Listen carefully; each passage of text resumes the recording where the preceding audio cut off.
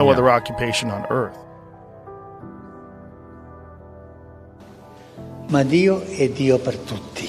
Joe Rogan has suggested that something sinister is unfolding within the Vatican, far more disturbing than most can fathom. Speculations swirl around priests involved in illicit activities, secret ceremonies, and even connections to Satan. What secrets are truly hidden behind those ancient walls? And for what reason? Why is the Vatican so determined to conceal the truth? In this episode, we will explain in more detail. Smash that thumbs up button for me, leave me a comment below, and share this video with your friends. And let's get started. The ancient archives. The Vatican's secret archives stand as one of the most enigmatic and heavily protected locations on the planet. Cloaked in layers of secrecy and suspicion, these archives are believed to house documents so powerful, so potentially devastating, that their disclosure could alter the course of history. Buried beneath the city, this vast labyrinth spans over 50 miles and contains records said to date back more than 1,000 years. But what is hidden within, and why is it so crucial that the public never gains access? Some speculate that the information locked away here could dismantle centuries of religious control, power, and even challenge the core tenets of Christianity itself. Whispers suggest that these archives may hold evidence challenging the very existence of Jesus, including a conversation between Emperor Nero and St. Paul that could completely undermine Christianity.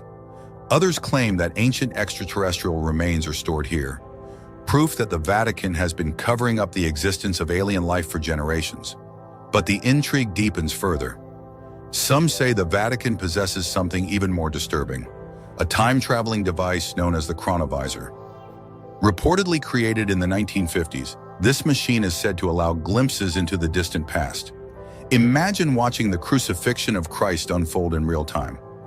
While the Vatican has dismissed such claims as outrageous, their refusal to grant unrestricted access to these documents only intensifies the speculation. Only a few hand-picked scholars are allowed entry, and even they are restricted to viewing specific documents with no freedom to browse. You must know precisely what you seek before stepping inside the vault. It's no surprise that many believe the Vatican's secret archives are far more than a historical repository. They're thought to be an impenetrable stronghold, a vault containing information so explosive it could bring down governments, dismantle religions, and reshape history. The Vatican calls this secrecy a matter of protection, but doubts remain. After all, when you hold the truth, you wield ultimate power. So the question remains, what would happen if those secrets ever came to light? Dark structures. The conspiracy surrounding the Vatican's ominous structures runs deeper than it initially appears. At first glance, these might seem like peculiar artistic choices, but a closer examination reveals unsettling clues, literal signs that something is amiss. Take, for instance, the Statue of the Resurrection. This massive figure towering behind the Pope doesn't portray the serene resurrection of Christ, but rather a distorted, grotesque figure rising from what looks like a nuclear explosion. One has to wonder, what does this unsettling image have to do with Christianity's message of peace, hope, and salvation? Many have expressed unease, comparing it to a scene out of a nightmare or even a demonic transformation. But that's just the beginning.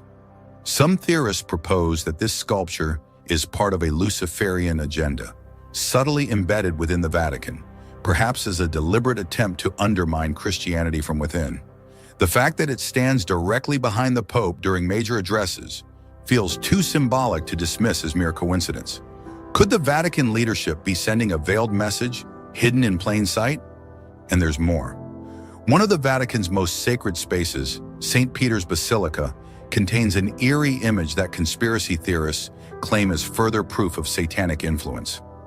Viewed from a certain angle, the ceiling forms the image of a serpent's head, complete with eyes, fangs, and a flickering tongue.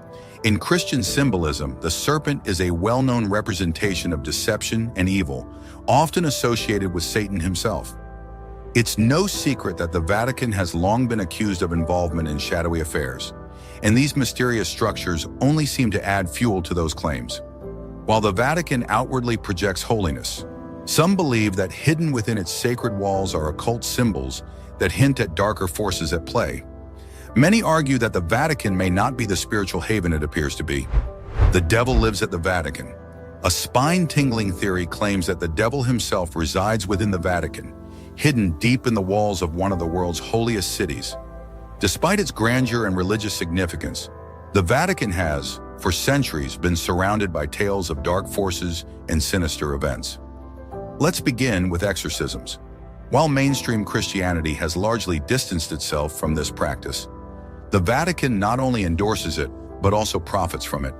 They even run their own exorcism school where hundreds of priests are trained to expel demons. In 2010, the Vatican's chief exorcist, Reverend Gabriel Amorth, made the staggering claim that he had personally performed over 70,000 exorcisms. He didn't stop there. Amorth famously declared that the devil resides in the Vatican, influencing its leaders from within. Over the years, residents of Vatican City have reported terrifying experiences, sightings of shadowy figures, unsettling whispers in the night, and an oppressive sensation of evil. Some believe these are not mere hallucinations, but glimpses of an actual dark force lurking within the Vatican's walls. One of the most bizarre and chilling episodes in Vatican history is the Cadaver Synod. In 897, Pope Stephen VI did the unimaginable. He exhumed the corpse of his predecessor, Pope Formosus, dressed it in papal robes, and put the dead pope on trial. Accusing the corpse of usurping the papacy, Stephen VI shouted at the lifeless body, while a deacon was appointed to speak on its behalf. These disturbing events only add credibility to the theory that the Vatican might be hiding more than just ancient secrets. It could be harboring something truly sinister. With all these eerie incidents and strange rumors, it's easy to wonder if something far darker than holiness lies within the Vatican's ancient walls. What do you believe is really happening behind those closed doors? Vatican City. What if the world's smallest country harbors the most profound secrets?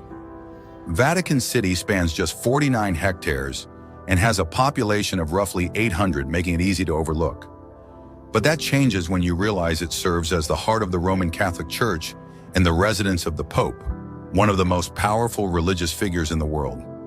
Vatican City became an independent state in 1929, separating from the Roman government, which had ruled it for centuries. Since then, it has operated under its own set of religious laws, a unique governance system entirely controlled by the Holy See.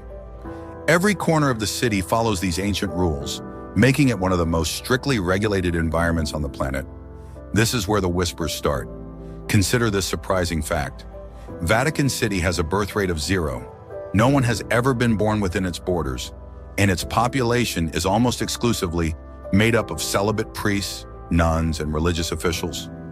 Wander through its streets and you'll mostly see clergy in traditional attire and tourists marveling at the stunning architecture. Yet many believe that the Vatican's serene image is merely a carefully constructed facade, hiding something far more sinister. Take the Vatican Bank, for example, which has been at the center of financial scandals for decades. Some conspiracy theorists argue that the bank has laundered money for organized crime syndicates, including the mafia, and concealed assets for shadowy groups. The 1982 collapse of Banco Ambrosiano, in which the Vatican held a significant stake, is still shrouded in mystery, particularly after the bank's chairman was found dead, hanging from a bridge. While it appeared to be a suicide, many suspect it was an execution, orchestrated to keep the Vatican's darkest secrets under wraps. Back to the roots. Before Vatican City became the religious powerhouse it is today, it was nothing more than a marshy area on the west bank of the Tiber River, an unremarkable part of ancient Rome with no ties to Christianity. At the time, it was fully under Roman rule, steeped in paganism, and completely disconnected from Jesus or the faith that would later define its identity. But everything changed with one man, Emperor Constantine. In 313 AD, Constantine made a decision that would reshape history. As Christianity was gaining followers, though still illegal, its believers were forced to flee Rome. Constantine shocked the world by legalizing the religion. Why did he do it? Some say it was a spiritual awakening, but others argue that his reasons were much more political and strategic. With Christianity's influence growing, Constantine needed to keep its followers in Rome, not driven away. One of Constantine's boldest moves to display his conversion was the construction of the first St. Peter's Basilica directly over the tomb of St. Peter. According to Christian scripture, Peter was the rock upon which Jesus promised to build his church. Constantine seemed to interpret this literally, erecting a grand basilica over Peter's final resting place. While this act was seen as a commitment to Christianity, some argue it was more a calculated move to consolidate his power over the burgeoning faith. However, doubts about Constantine's motives linger. Was his conversion authentic or simply a strategy to control the growing Christian population? While the official narrative portrays Constantine as a champion of Christianity, some believe his role in founding what would later become the Roman Catholic Church was far more complex. There are even those who suggest the Vatican's foundations, both literal and spiritual, may not be as solid as they seem. Looking at the Vatican today, filled with secrets and mysteries, one might question whether its roots were truly grounded in faith. Constantine's embrace of Christianity could have been more of a calculated political move than a sincere religious conversion. Some conspiracy theorists even propose that the Vatican's rise was interwoven with remnants of ancient pagan rituals and occult practices, traces of which may still be found hidden within its sacred halls. Was Constantine's conversion just the start of a much darker, more complex story? The truth, some say, remains buried deep within the Vatican's long and secretive history. John Paul I, affectionately known as the Smiling Pope, due to his warm and approachable demeanor, was found dead in his bed. While the official cause of death was attributed to a heart attack, the circumstances surrounding his passing have been anything but transparent, fueling decades of speculation and conspiracy theories suggesting that something far more sinister may have taken place. As a reformer, Pope John Paul I was seen as a potential threat to the status quo. He was reportedly preparing to launch an investigation into corruption within the Vatican Bank, an institution long rumored to be entangled in organized crime, money laundering, and dubious financial activities. Many believe his reformist stance placed him at odds with powerful figures within the Vatican, individuals who had much to lose if the Pope exposed their secrets. Is God really the creator? The simple answer is yes. But what most who ask this really want to know is, can we prove God is really the creator? The answer to that question is also yes. There are only two accepted answers to explain the origin of the universe. 1. The material universe and all that exists in it resulted from the working of random chance. Against all odds, matter somehow came into being as a result of a gigantic explosion at the beginning of time and then ordered and arranged itself into the universe we see today. Or 2. The material universe and all that exists in it resulted from the creative work of God. Where did the first explanation come from? The idea that the universe resulted from some incredible expansion of matter after a Big Bang, and the related idea that life exists because of the accidental and random reactions of elements to produce all of the awesome array of chemical and biological systems of all life. The philosophy of evolution actually developed due to the desire of some to explain the existence of the universe and life without God. The antagonism between evolution and God. The rejection of God is not new. From the days of Adam and Eve, who knew God, mankind has sought gods or ideas to replace the true God as the creator of all that is.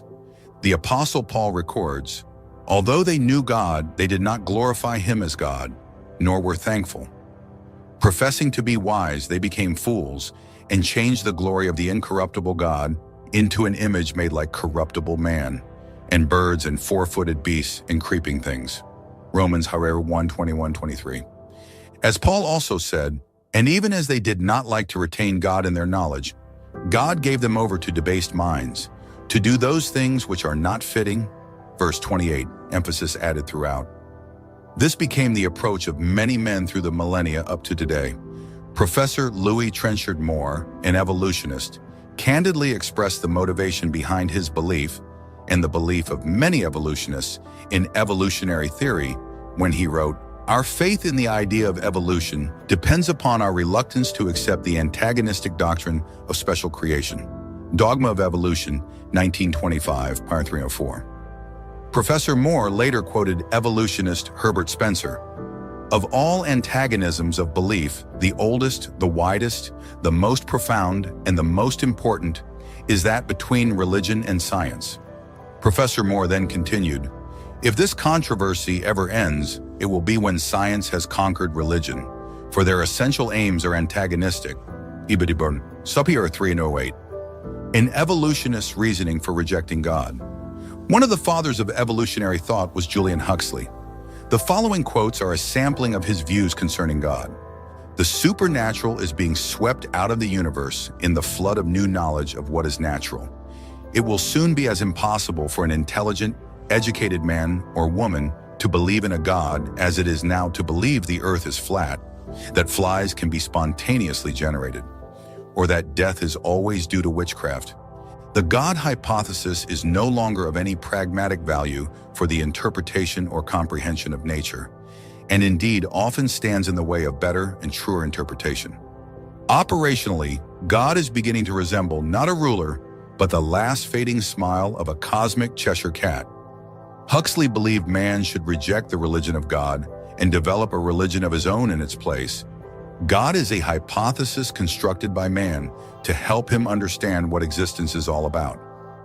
To say that God is ultimate reality is just semantic cheating, as well as being so vague as to become effectively meaningless. Today, the God hypothesis has ceased to be scientifically tenable, has lost its explanatory value, and is becoming an intellectual and moral burden to our thought. It no longer convinces or comforts, and its abandonment often brings a deep sense of relief. Many people assert that this abandonment of the God hypothesis means the abandonment of all religion and all moral sanctions. This is simply not true, but it does mean once our relief at jettisoning an outdated piece of ideological furniture is over, that we must construct something to take its place. The philosophical religion formulated to replace God as creator was the philosophy, the hypothesis and religion of evolution. The next quote gives a telling reason Huxley did not wish to believe in God. "I suppose the reason that we leapt at the origin of species is that the idea of God interfered with our sexual mores. The point here is that many choose to reject belief in the reality of God, because if our Creator does exist, then He has the right to tell us how we should live. As Creator, He would know the way of life that would produce happiness and peace, if we chose to live by those principles. Some do not want to believe there is a God because they do not want God passing judgment on the way they have chosen to live. Is God really the Creator? So the question remains, can we prove God is really the Creator? God did not leave the answers to guesswork. God, through the Apostle Paul, recorded, "For what can be known about God is plain to them, because God has shown it to them." Ever since the creation of the world, His invisible nature, namely His eternal power and deity, has been clearly perceived in the things that have been made, so they are without excuse. Romans 1:19 and 20, Revised Standard Version. God Himself points to the creation as proof of His existence. Many scientists who look at the facts of true science honestly conclude that the only answer for the profound order and design of everything, from the stars to the atom and all of the intricate systems of all living things, is that they were created by a divine designer. God Himself points to the creation as proof of His existence. Many scientists who look at the facts of true science honestly conclude that the only answer for the profound order and design of everything, from the stars to the atom and all of the intricate systems of all living things, is that they were created by a divine designer. Consider the following quotes. "The sheer beauty and artistry of life's chemical systems is undeniable. So too is the appearance of design. For those who regard this glorious treasure as the handiwork of a creator, the page-by-page details supplied by researchers provide a rare and intimate glimpse into the art and thoughts of the Divine Master. Even scientists who maintain that undirected processes, natural selection operating iteratively on random genetic changes, produce the elegant chemical systems in the living realm, find this appearance of biochemical design awe-inspiring." Fazale Rana, The Cell's Design, 2008, page 270. When scientists talk about the fine-tuning of the universe, Professor Robin Collins said, they're generally referring to the extraordinary balancing of the fundamental laws and parameters of physics and the initial conditions of the universe. Our minds can't comprehend the precision of some of them. The result is a universe that has just the right conditions to sustain life. The coincidences are simply too amazing to have been the result of happenstance. As Paul Davies said, the impression of design is overwhelming. Lee Strobel, The Case for a Creator, 2004, page 130. If the world's finest minds can unravel only with difficulty the deeper workings of nature, how could it be supposed that those workings are merely a mindless accident, a product of blind chance? Paul Davies, Superforce, The Search for a Grand Unified Theory of Nature, 1984, pp. 235-236. Why then are so many scientists so sure that natural selection is sufficient? Probably because they see no alternative that does not involve some divine superintendence of affairs, and to admit such a possibility would be, they think, unscientific. My own view is that it is unscientific to go beyond the evidence. Stephen M. Barr, Modern Physics and Ancient Faith, 2006, Parna 110. As Paul wrote, men do not like to retain God in their knowledge. But isn't evolution at least a well-established theory? At best, evolution is a hypothesis. According to a science textbook, the formulation of a hypothesis is the 5th step in the scientific method, while a theory is the conclusion of the 8th step. The steps are observation, defining the problem, gathering data, organization of the data, formulation of a hypothesis, a temporary solution or scientific guess, controlled experimentation, solution, scientific verification or repeatability. In this step, other researchers must be able to repeat the experiments of the original researcher. If their results are essentially the same as those of the original experimenter, the hypothesis is then considered to be valid and may assume the status of a theory. Publication and application, Max and Silvernail, Zoology, 1965, pp. 4-5. A hypothesis must be tested by experiments. However, no experiment has ever been designed, nor can one be designed, that can demonstrate the scientific guess of transmutation of species. For a hypothesis to become a theory, experiments must be verified and be repeatable. No such repeatability exists for macroevolution because there are no experiments that demonstrate the ultimate claims of evolution for the origin and the development of all the kinds of life on Earth. Proof of a creator, and there is further proof of God's reality. It is a real proof for those who are committed to living the kind of life that God created us to live. It requires a commitment to living the way of life taught by God in the Bible. Jesus said, "My teaching is not mine, but his who sent me. If any man's will is to do his will, he shall know whether the teaching is from God or whether I am speaking on my own authority." John 7, 16-17 Res V. If we seek to actually live by the way of life revealed in the pages of the Bible, we will see that it produces the good fruit that God promised. God has given many promises that he wants us to claim. By seeking to live as he teaches us, we are drawing near to God. As we do this, he has promised to draw near to you, James 4:8. As God draws near to us when he sees us seeking to live life in a way pleasing to him, he will make his reality clear to us through his Holy Spirit. We will see by experience that God is real. By living the way God teaches, we can build an actual relationship with the Creator who wants to be our Father. To build this relationship, we need to read, study, and live by the biblical knowledge. Can Christians believe in evolution? Can we believe Genesis and evolution? Did God guide an evolutionary process? What did Jesus and the apostles believe about the Genesis account of creation? The biblical description of the creation has been disputed by many scientists in the last 200 years. So can we rely on the scriptures to explain the existence of humanity? Can we believe in the Genesis account of creation, or is evolution the only viable option? Can a Christian believe in both? In recent years, some have taken a fresh look at how the ordered and often symbiotic environment in the world came about. New evidence from scientific research at the molecular and atomic level has reignited interest in whether the natural world was designed and put together by a superior intelligence. Deeply embedded ideas, However, the sheer weight of assumptions found in science textbooks for all levels of education can put fair-minded Christian readers at a disadvantage. When discussing the origin of man, these books often make statements that are dogmatic and avoid the so-called religious option. Yet discoveries of scientists on the cutting edge of biological and genetic research have led a sizable group of professors and researchers to believe that the world we see around us is no accident. Many were surprised when, in 2004, the then 81-year-old Professor Anthony Flew of Reading University, England, decided that the whole physical world looks to me like the work of intelligence.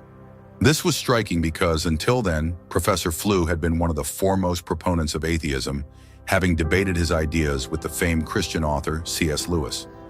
Now he decided that the biological discoveries and integrated complexity of DNA, RNA, and the symbiosis in nature pointed to an intelligence responsible for what he saw.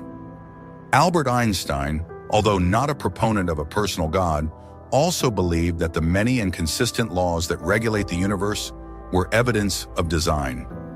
Many scientists today, considering the amazing advances in all branches of science, are concluding that the beautiful, orderly universe and the complexity of life point to an intelligent designer. Yet many religious leaders seem to have accepted evolution as a given. Can Christians believe in evolution? What does the Bible really teach about the origin of life? Let's consider what Jesus and the apostles understood about the beginning of mankind in the account in Genesis.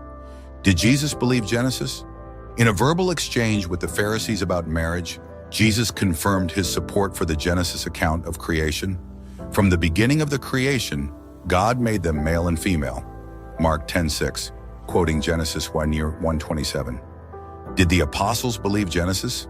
John Mark penned the passage in Mark 10:6.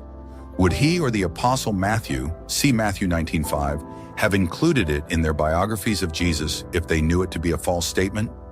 Would Luke, a fastidious writer, include Adam in Jesus' genealogy if he knew Adam to be fictitious? Luke 3:38. Jude, one of Jesus' half-brothers, refers to Enoch, the seventh from Adam, Jude 1:14. The converted Pharisee Paul, trained under the renowned teacher Gamaliel, tells us Adam was formed first, then Eve, 1 Timothy 2:13, and that Adam was the first man, 1 Corinthians 15:45. The choice comes again. Do we cherry-pick what we wish to believe, thinking of the writers as ignorant and unaware of our real origins? Or do we accept that they walked and talked with Jesus, the Creator, the God of the Holy Scriptures, what we call the Old Testament, the Word who was made flesh, John 1:14, 1 Corinthians 10:4, the one who had made Adam and Eve? Many other people and places from Genesis are included in the New Testament. They include names such as Abel, Cain, Enoch, Noah, Abraham, Sarah, Lot, Isaac, Jacob, Levi, Joseph, Moses, and many more. That they were mentioned by men taught by Christ confirms that the book of Genesis was authoritative and not a collection of myths from dark days of ignorance. Simon Peter, before his death, encouraged those looking for the return of Jesus Christ to be mindful of the words which were spoken before by the holy prophets, and of the commandment of us, the apostles of the Lord and Savior. Knowing this first, that scoffers will come in the last days, walking according to their own lusts, and saying, "Where is the promise of his coming? For since the fathers fell asleep, all things continue as they were from the beginning of creation." 2 Peter 3:1-4. This warning from Peter mentions the idea of uniform global conditions continuing for millennia. The discovery of impact craters around the Earth and the evidence of major upheavals in the geologic strata have exposed this false concept of steady development. The disappearance of dinosaurs in a short span shows the Earth was not always as we know it today, relatively stable. Science can only theorize about how such conditions occurred on the evidence available to them. We have the recorded history from God, who viewed these events as they happened. How should we approach Genesis and the creation? Obviously, the Apostle Peter thought we should believe what is recorded in Genesis.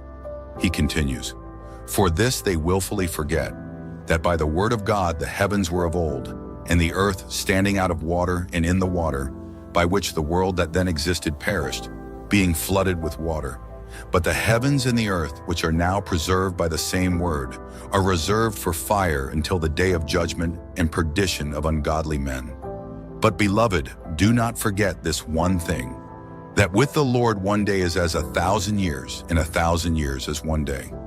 The Lord is not slack concerning his promise, as some count slackness, but is long-suffering toward us, not willing that any should perish, but that all should come to repentance. 2 Peter 3:5-9. There was no doubt in Peter's mind that by choice, willfully, evidence has been ignored that shows God's design and creation of the universe, including his sustaining the laws of the universe, upholding all things by the word of his power. Hebrews 1:3. The Apostle Paul also realized that those who experience nature's order and design should know that God created it all, that he is expressing himself through its perfection. For the wrath of God is revealed from heaven against all ungodliness and unrighteousness of men who suppress the truth in unrighteousness. Because what may be known of God is manifest in them, for God has shown it to them. For since the creation of the world, his invisible attributes are clearly seen, being understood by the things that are made, even his eternal power and Godhead, so that they are without excuse. Because although they knew God, they did not glorify him as God, nor were thankful, but became futile in their thoughts, and their foolish hearts were darkened. Romans 1:18-21. When we examine the incredible creation, we can see more about the invisible creator. Can Christians believe in evolution? When we look at the biblical account of creation in Genesis, we see order and purpose. Compared to the explanation God gives, much more faith is required to believe the theory of evolution, which depends on random chemicals reacting by chance to produce the incredibly complex chemical systems in all life, from single-celled creatures to the enormously intricate human body. Many scientists also continue to seek the holy grail of paleontology, the many missing links in the fossil record, so that they can finally say, you see, there is no God. Yet if evolution works by the process of natural selection, weeding out failed mutations, then where are the billions of fossils of failed attempts? Instead, we find the fossil remains of complete and functioning creatures. Macroevolutionary thinking can't explain away the intricately balanced world that God prepared for humanity. Any changes that do occur are limited in range, and any interpretation of the fossil record to show some kind of complete and orderly development is fanciful. We can be grateful for the purposeful plan God is implementing. All mankind will eventually acknowledge the design and beauty of his creation, culminating in the spiritual elevation of man from physical to spirit children of God, living happily without end. This is in stark contrast to the no God alternative option, dying forevermore with no hope. Yes, Genesis is accurate. Christians have no need to believe in evolution. Creation demands a creator. Scientific evidence points to our awesome universe having a beginning. But what was the first cause? In the Bible, God says he did it. Can that be proven? Over the past 50 years, astronomy and astrophysics have been among the fastest developing fields in science, spurred by advanced instrumentation and orbiting telescopes that can detect signals across the full spectrum of wavelengths. Our knowledge of the universe has vastly increased. This scientific evidence has led to the development of several models for how the universe began and expanded over billions of years, explaining a paradox that had perplexed astronomers for thousands of years. For a detailed review of historical developments as well as current scientific theories related to the laws of the universe, see The Road to Reality by Roger Penrose, 2007. Until the 1920s, the universe was considered to be static. But was it infinite or was it finite? And did it have a beginning or not? The Sloan Digital Sky Survey states, the ancient Greeks recognized that it was difficult to imagine what an infinite universe might look like. But they also wondered that if the universe were finite and you stuck out your hand at the edge, where would your hand go? The Greeks' two problems with the universe represented a paradox.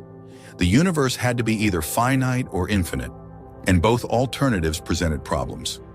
Skyserver.cds.org, article The Expanding Universe.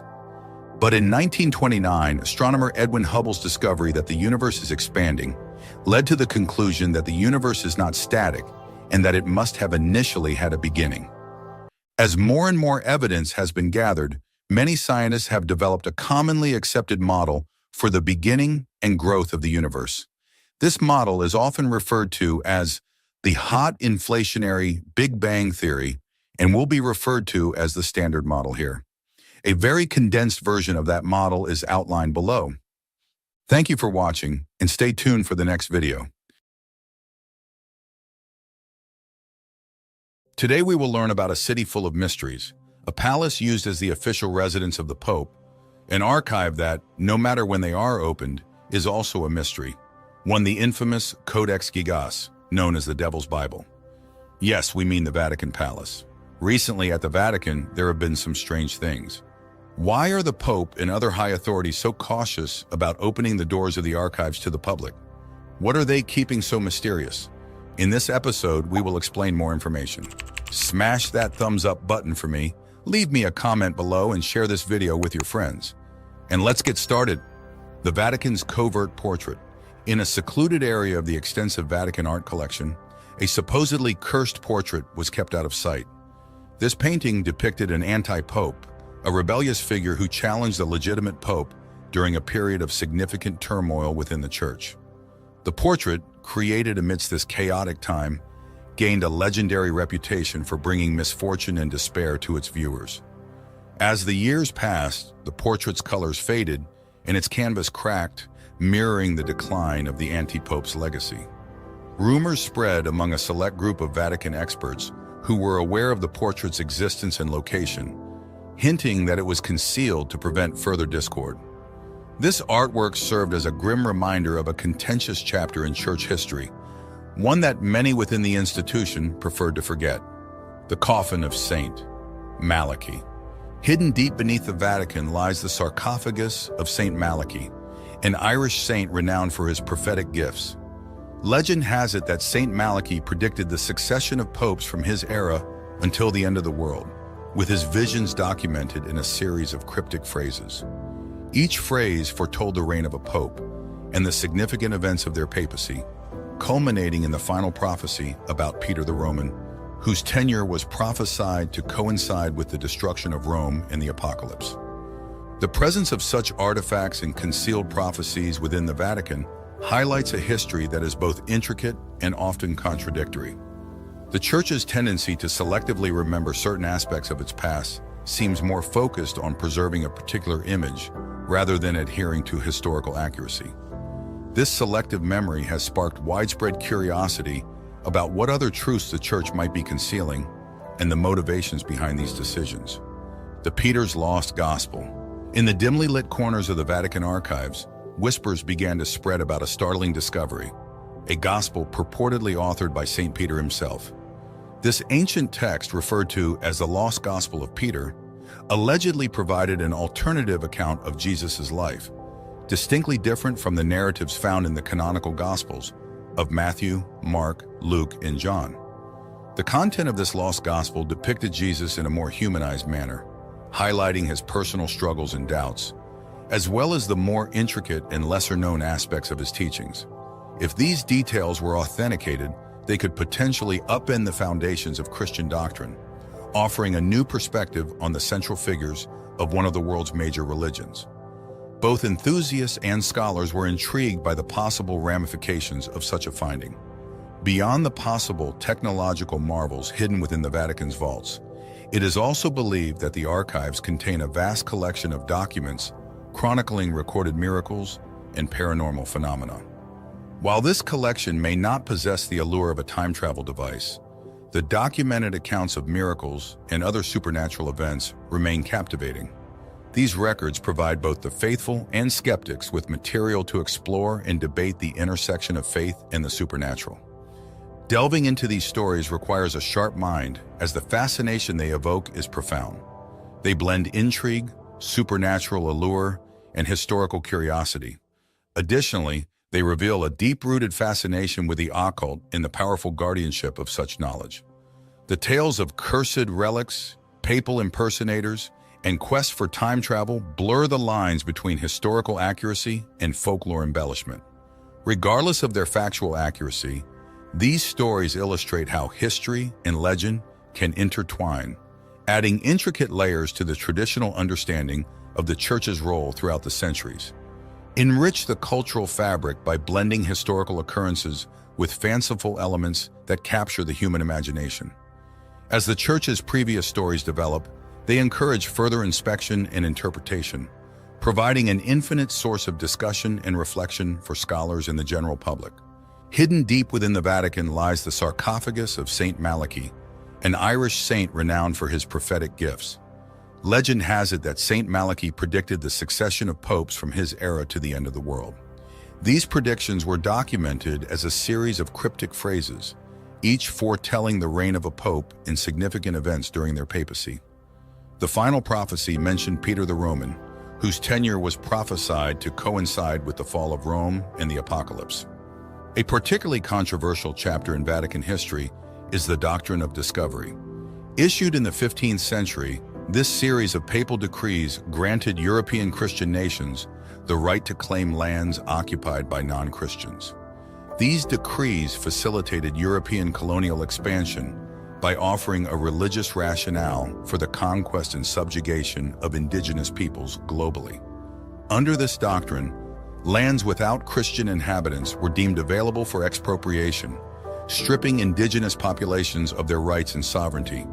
This policy resulted in widespread exploitation, slavery, and atrocities, all justified as efforts to spread Christianity and civilization. The repercussions of the Doctrine of Discovery are still evident today, as many indigenous communities continue to fight for the restoration of their ancestral lands and to heal from the profound impacts of colonialism. The Vatican's engagement in paranormal activity. It is also believed that the Vatican deals with the supernatural, particularly through exorcism rituals. Exorcisms are reported to take place in a chamber beneath St. Peter's Basilica that is not visible to the public. The Catholic Church refers to several types of things used to fend off unwelcome spirits as sacramentals, including holy relics, crosses, holy water, and even the exorcism itself. This area, apparently decked with historical symbols and sacred artifacts, is intended to improve the exorcism procedure performed in extreme cases of suspected demonic possession. The private character of these exorcisms reinforces the Vatican's image as a closed-door organization that may use its spiritual authority to conceal practices that would be contentious if made public. The Apostolic Palace, the Pope's official residence, is well known for its grandeur and spiritual significance, but it also has a spectral reputation. The palace is supposed to be haunted by the ghost of Pope Alexander VI Borgia, who was notoriously corrupt. Those who claim to have encountered his spirit describe a terrifying presence and an overpowering sense of anxiety when they see the spectral Pope. His whispers are supposed to resonate through the church halls during stormy times, implying that his restless spirit is drawn to current corruption or is seeking penance for past transgressions. Another unsettling artifact can be found within the Vatican's vaults: Judas's 30 pieces of silver for betraying Jesus. This relic is thought to bear a huge burden of misfortune and pain, hurting anyone who comes into contact with it. The mythology of these silver coins has endured through the ages, with many believing that their presence within the Vatican walls acts as a safeguard, restraining their terrible power. The unsolved disappearance of Emanuela Orlandi, a young Vatican City resident who vanished in 1983, is linked to other supernatural stories. She vanished after taking a piano lesson in Rome, and after decades of search and conjecture, no trace of her has been discovered. In 2019, a tip led investigators to the Teutonic Cemetery within the Vatican, where her bones were believed to be hidden. However, the tombs were discovered to be completely empty, adding to the mystery, particularly when a photograph appeared showing a statue of an angel pointing towards the empty tombs, which had been put years after her disappearance. A more outlandish aspect of Vatican lore involves hidden extraterrestrial technology. Some conspiracy theorists and UFO enthusiasts claim that the Church has been secretly preserving evidence of alien civilizations and their advanced technologies.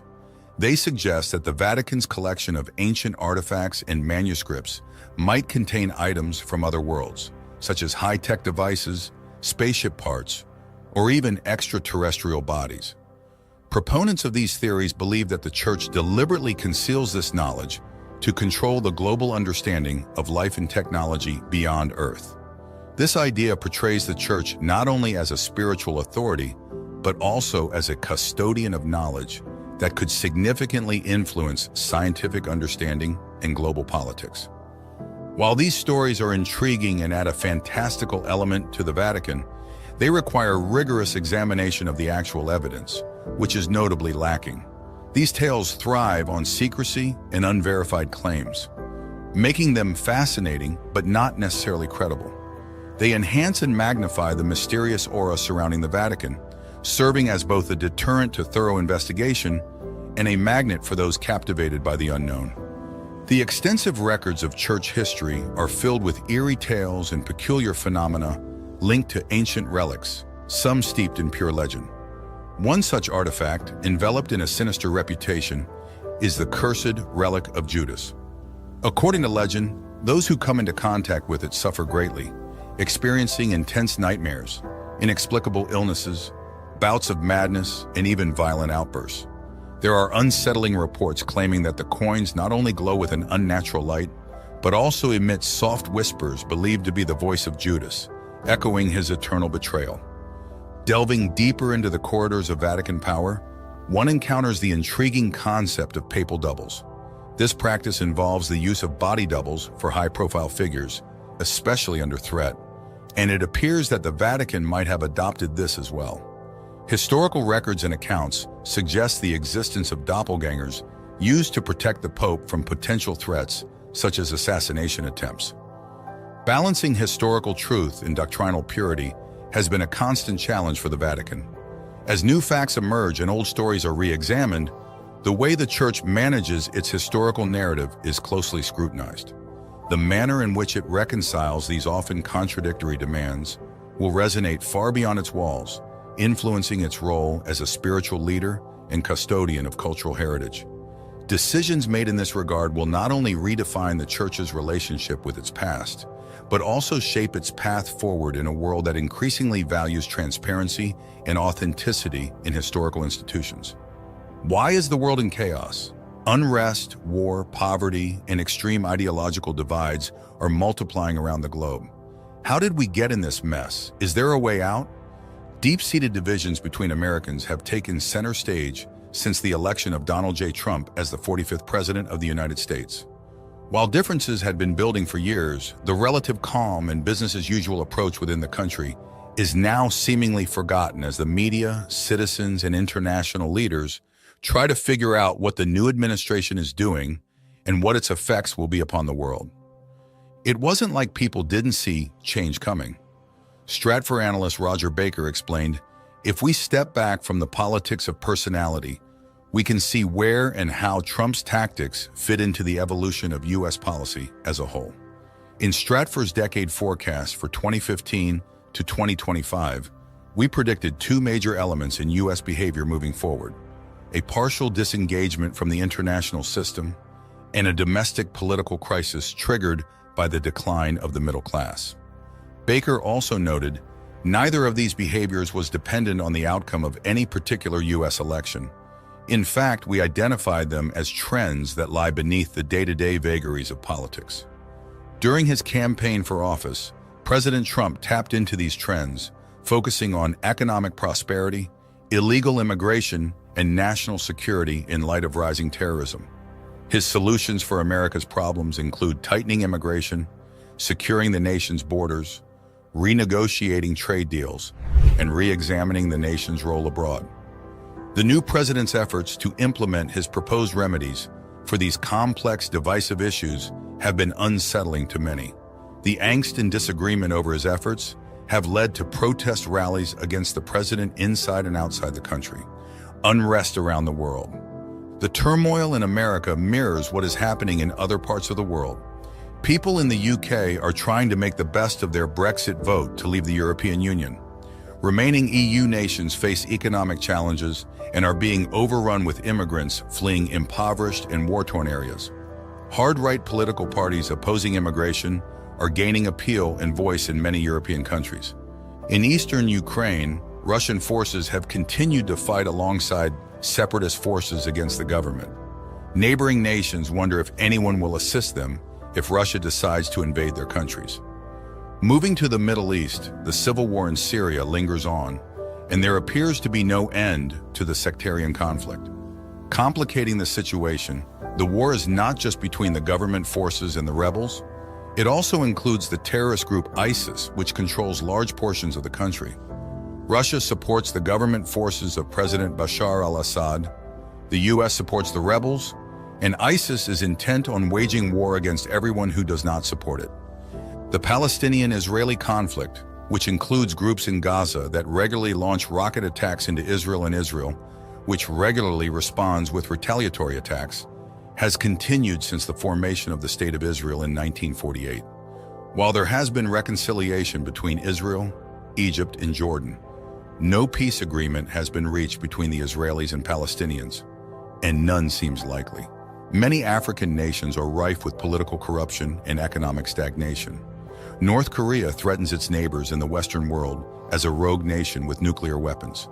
China is creating fear and distrust among nations with its economic might, currency manipulation, and island building in the South China Sea.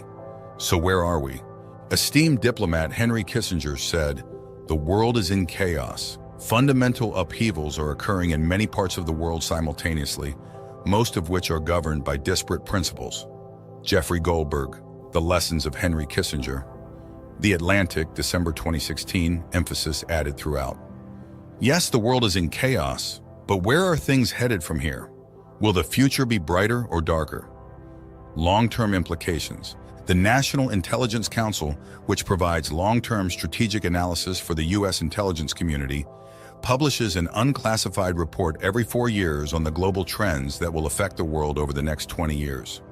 Its most recent report, dated January 2017, anticipates weak economic growth that will challenge wealthy countries, exacerbate conditions for those living in poverty, and spur migration from poor countries whose populations are growing. The report also predicts that governing will become more difficult over the next 2 decades as nations strive to provide security and prosperity for their citizens. Growing global connectivity amid weak growth will increase tensions within and between societies. Religious influence will be increasingly consequential and more authoritative than many governments.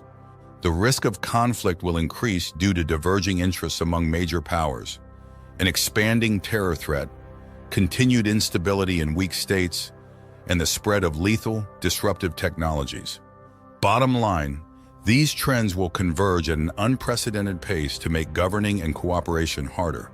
In short, the world is messier and more dangerous than ever. Disagreements, political polarization, fighting, and human suffering abound. The future will be challenging. What many people fail to consider is that the current state of the world is the result of choices. Humans made choices that got us in this current situation, and the choices we make today will affect our tomorrows. The biblical principle has it right: we reap what we sow, Galatians 6:7. The curse causeless shall not come, Proverbs 26:2, King James Version. To make sense of the present and to foresee the future, we need to understand how humans make choices in God's plan for His creation. Where is God? While many people don't see a need for God or believe that He will control mankind's future, the best hope humanity has for survival, peace, and prosperity is found in the plan its Creator has for His creation. While many people don't see a need for God or believe that He will control mankind's future, the best hope humanity has for survival, peace, and prosperity is found in the plan its Creator has for His creation. God is often blamed for the loss of life in catastrophic events. Where is God is a natural question in the face of extreme suffering. How could a good God allow tragedies to occur? The painful truth is that God is not the cause of mankind's suffering. Most often, man is. Time and chance can be the reasons for a specific person's suffering, but overall, humanity brings suffering upon itself. Humans are the ones who chose evil from the beginning and who continue to choose ways of life that bring on suffering today. God is not responsible for the chaos in our world today. So how did mankind start down this misguided path? The story begins long ago with the first man and first woman in a place called the Garden of Eden. It's a short read, but one with long-lasting consequences. Why do people choose evil? After creating Adam and Eve, God placed them in a garden that had two special trees, one called the tree of life, and the other the tree of the knowledge of good and evil. Genesis 2:9. God told them not to eat the fruit of the tree of the knowledge of good and evil. Verses 16-17. Disobeying God's instruction would lead to death.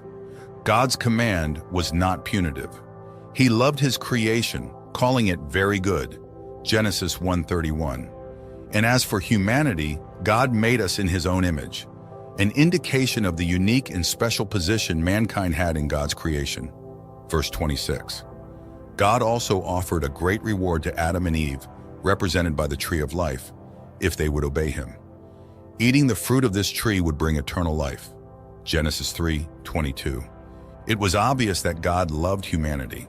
Considering these simple facts, the first humans were living in a beautiful environment, and they could enjoy this forever if they would simply obey God's instructions. Obeying God was obviously the best choice. But then things got complicated. The lie, the serpent, who is the devil and Satan, Revelation 22, came along and put a different spin on God's instructions and motive. Making his pitch to Eve, the serpent countered God's teaching that eating of the forbidden tree would lead to death by saying, "You will not surely die. For God knows that in the day you eat of it, your eyes will be opened, and you will be like God, knowing good and evil." Genesis 3:4-5. The serpent accused God of being a liar and of trying to unnecessarily delay or prohibit mankind's opportunity to be like God. Confused and not knowing what to believe, Eve decided to investigate and make her own decision. So when the woman saw that the tree was good for food, that it was pleasant to the eyes, and a tree desirable to make one wise, she took of its fruit and ate. She also gave to her husband with her, and he ate. Verse 6. So began humans' exclusive reliance on their own reasoning and their disregard for God's instructions.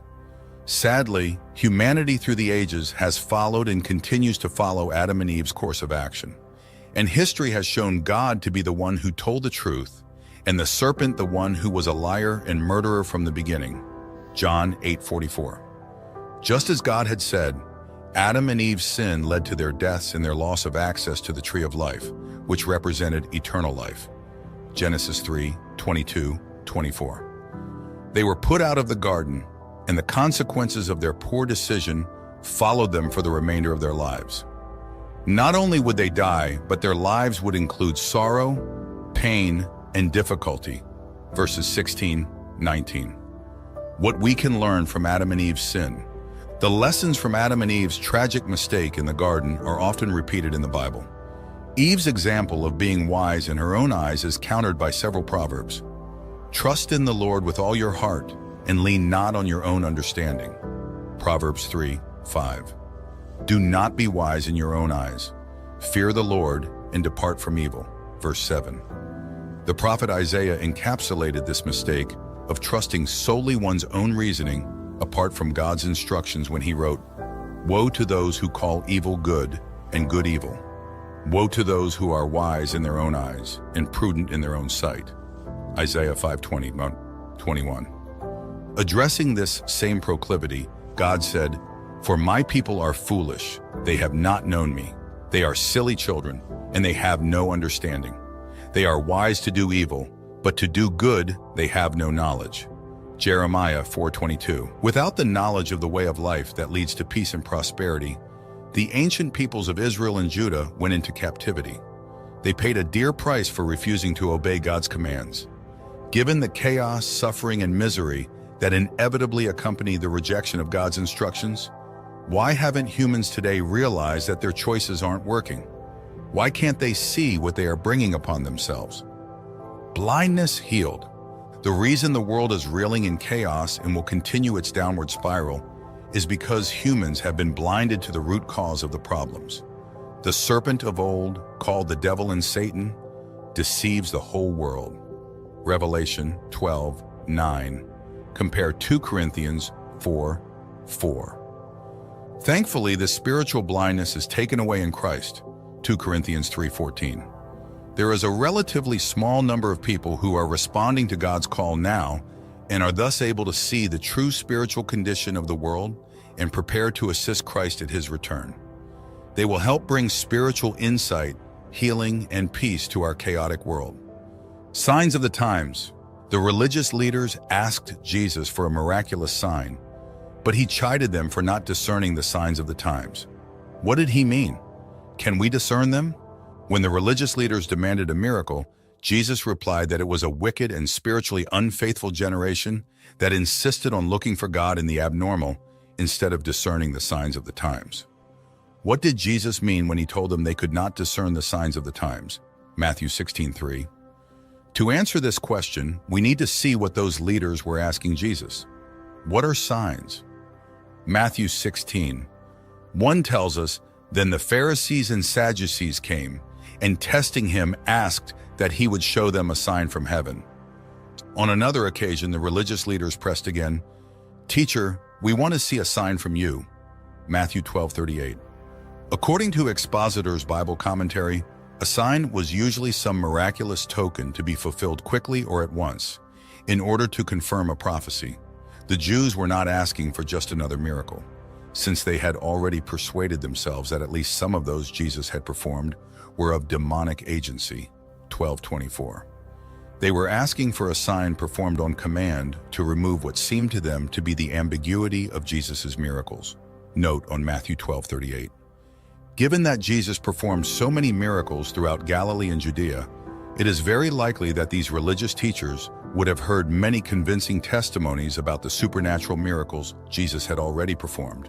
Matthew 4:24, 9:27, 31, Luke 7:11, 17. Still, these men apparently wanted to see a showy miracle to satisfy their curiosity, and their testing him meant some even doubted the source of his power to perform the miracles. Luke 11:15, 16, John 12:37. Why a sign from heaven? What was significant about a sign from God? In a number of cases in the Old Testament, God sent a miraculous sign that served as a witness that he was directly involved in some upcoming event. Judges 6:17, 21, 1 Samuel 2:34, 1 Kings 13, 1:3, Isaiah 7:14. One such sign was when Gideon asked God to make a fleece wet and the surrounding ground dry, which God did. Gideon wrung the dew out of the fleece, a bowlful of water. Judges 6:38. Yet Gideon wanted even more proof God was with him. He said to God, "Do not be angry with me, but let me speak just once more. Let me test, I pray, just once more with the fleece. Let it now be dry only on the fleece, but on all the ground let there be dew." Verse 39. God patiently gave this sign also. Of course, asking for a sign was not evidence of faith, but of lack of faith. God wants his people to grow in faith by recognizing God's faithfulness in the past, not constantly asking for signs. Another example of an Old Testament sign was when Moses told the people that God was going to rain bread from heaven for them. Exodus 16:4, John 6:30, also 31. And another was when Isaiah pronounced to King Hezekiah that God was going to turn back the shadow 10 degrees on the sundial of Ahaz. Isaiah 38, 7, 8. On another occasion, Elijah prayed earnestly that it would not rain, and it did not rain on the land for 3 years and 6 months. And he prayed again, and the heaven gave rain. James 5:17, 18. Also see 1 Kings 17:1. These are just a few of the signs God performed through the prophets. Miracles of Jesus. Jesus also did many miracles during his ministry, and the religious leaders saw or were aware of at least some of them. In his gospel, John mentions a number of miracles, starting with Jesus turning water into wine at a wedding in Cana of Galilee. This beginning of signs Jesus did in Cana of Galilee and manifested his glory, and his disciples believed in him. John 2:11. Near the end of his book, John wrote, "And truly Jesus did many other signs in the presence of his disciples, which are not written in this book. But these are written that you may believe that Jesus is the Christ, the Son of God, and that believing you may have life in his name." 20:30, 31. Matthew recounts many miracles just before recording the Pharisees' and Sadducees' request for a sign. Then great multitudes came to him, having with them the lame, blind, mute, maimed, and many others. And they laid them down at Jesus' feet, and he healed them. So the multitude marveled when they saw the mute speaking, the maimed made whole, the lame walking, and the blind seeing, and they glorified the God of Israel. Matthew 15:30, 31. Next came Jesus miraculously feeding 4,000 men, plus women and children, with 7 loaves of bread and a few little fish, verses 32, 38. So surely the religious leaders were aware of some of these miraculous signs. Ignoring the signs, they did not believe. Although many convincing signs had already been given, attesting to Jesus' identity, the religious leaders of the first century didn't believe these clear proofs. So when the Pharisees and Sadducees challenged Jesus to show them a sign, he answered with an example of how it was easy enough for them to predict the upcoming day's weather by watching the sky, but that they couldn't discern the serious social and spiritual condition of the world around them. Jesus said to them, "Hypocrites, you know how to discern the face of the sky, but you cannot discern the signs of the times. A wicked and adulterous generation seeks after a sign, and no sign shall be given to it except the sign of the prophet Jonah." Matthew 16:1, 4 emphasis added throughout. Jesus was making the point that the religious leaders of his day, who were representative of their whole generation, had a pervading spirit of unbelief as to whether he was the Messiah that the prophets had pointed to. The Gospel account of Mark adds that because of the people's unbelief, Jesus sighed deeply in his spirit, Mark 8:12. After giving a detailed explanation of the kingdom of God to Jews who visited him in prison in Rome, Paul quoted Isaiah's description of people who were willingly ignorant and who refused to be taught, Acts 28, 26, 27. Again, there was ample testimony given by the prophets, Luke 24:27, Acts 3:24-25, and ample miraculous evidence that Jesus came from God, John 10:25-38, 14:10, the sign of Jonah the prophet. Jesus told the religious leaders who wanted a sign, "For as Jonah was 3 days and 3 nights in the belly of the great fish, so will the Son of Man be 3 days and 3 nights in the heart of the earth." Matthew 12:40. Earlier, Jesus had likewise announced that his resurrection would come 3 days after his death, John 2:19. Jonah's miraculous survival after being in the belly of a great fish for 3 days and 3 nights was a powerful sign that Jonah's message to Nineveh was from God, Jonah 1:17, Luke 11:30. Via this sign of Jonah, Jesus predicted in advance that he would be entombed in the heart of the earth for 3 days and 3 nights before miraculously coming out of the tomb alive 3 days later. This miraculous sign would prove that he too was sent by God. In addition to proving that Christ was the Son of God, this sign of Jonah also shows how the chronology of Christ's death and resurrection correlates with God's holy days. Do we live in the midst of a wicked generation? Writing to the Corinthian brethren, Paul noted that the Jews' desire to see a miraculous sign had not changed after Christ's death and resurrection. For Jews request a sign, and Greeks seek after wisdom. But we preach Christ crucified, to the Jews a stumbling block, and to the Greeks foolishness. 1 Corinthians 1:22, 23, also see Luke 2:34. Paul's assessment shows that unbelief was still a hindrance to accepting and appreciating Christ's great sacrifice for humanity. And human thinking will not have changed at the end of the age. Jesus told his disciples that wickedness would increase, and as a result, the love of many would grow cold. Matthew 24:12. False signs and wonders.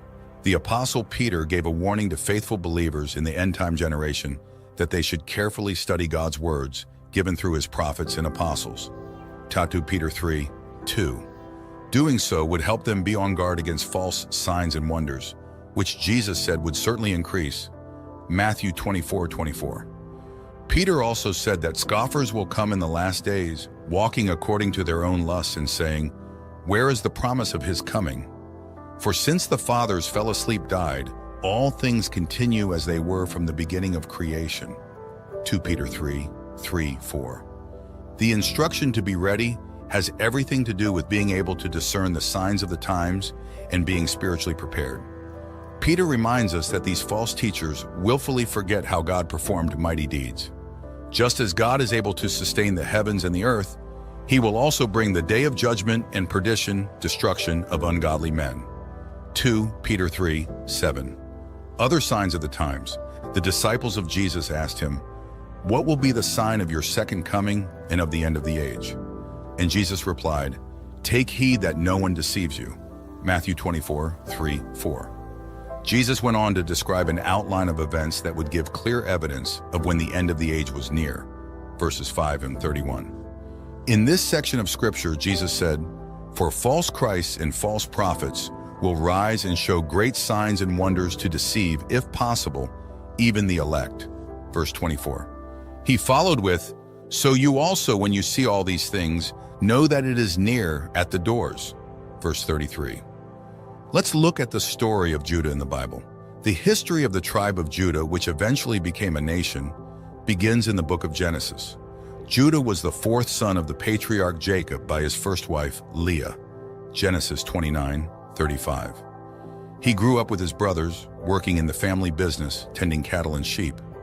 In time, Judah and his brothers grew jealous and envious of their younger brother Joseph. Joseph was favored by his father, who gave him a special coat. Genesis 37:3. But it was when Joseph told his brothers about his dreams, which indicated he would be greater than them, that their hatred of him intensified. Verses 5-11. The hatred grew to the point that the brothers wanted to actually kill Joseph. But Reuben, the firstborn, stepped in to stop them. Joseph was placed in a pit, and while Reuben was absent, Judah came up with the idea of selling Joseph to Midianite traders for 20 shekels of silver. Verses 18, 22, 26, 29. The brothers killed a goat and covered Joseph's coat with blood to deceive their father into believing a wild animal had killed him. Jacob could never get over his grief for the loss of his son. Genesis 37:35. Judah suffers with family problems. Judah and his brothers thought they had taken care of the problem of their younger brother, but God did not let that be the end of the story. God preserved Joseph and blessed him in Egypt, where he had been sold as a slave. Meanwhile, Judah's family suffered many trials over the next 20 years or more. Judah married a Canaanite woman, the daughter of Shua. They had 3 sons, Onan, and Shelah. Judah took a wife, Tamar, for his firstborn son, but he was so evil that God took his life. Genesis 38:6-7. Thank you for watching, and stay tuned for the next video.